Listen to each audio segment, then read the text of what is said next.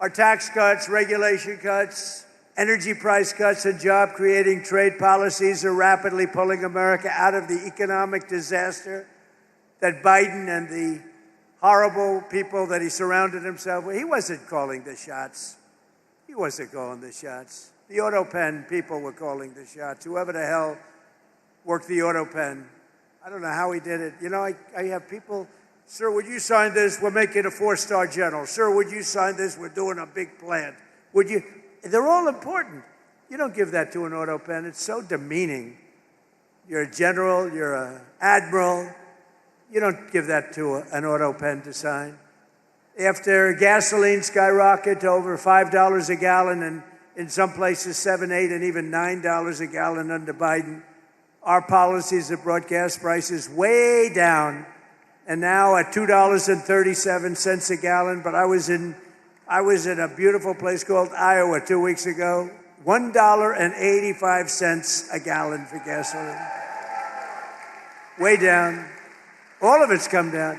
We inherited a mess with high prices and high inflation, and we've turned it around and we've made it great. And they don't mention, like I said before, they don't mention the word affordability, Kelly. They don't mention it. I haven't heard the word in 2 weeks because they can't get away with the gig. It's all a con job with them. Airfares, hotels, car payments, rent, sports events, groceries. Everything's down. Everything's down. Dairy, eggs, potatoes, and chicken. Core inflation is now the lowest of any time in more than 7 years.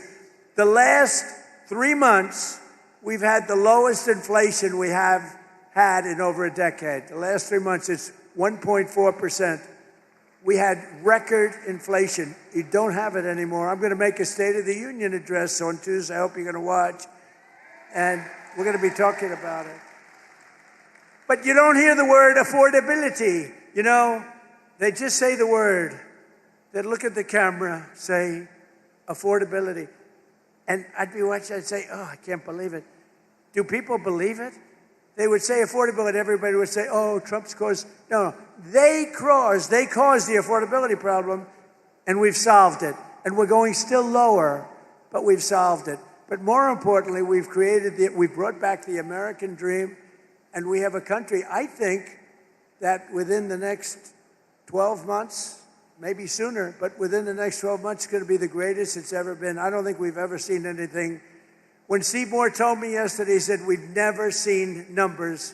We're going to have an explosion of success, and that's exactly. And the more successful our country, the more successful everybody in this room is. And under Biden, real wages plummeted by $3,000 a year, and there's still much to do, frankly, but our numbers came up. We outpaced inflation for the first time in decades. We increased wage gains for a typical worker, outpaced inflation by over $1,400. For minors, it was $2,200. And for the typical worker at factories like this one, it was almost $4,000 a year that we outpaced inflation. And that hasn't happened in many, many years.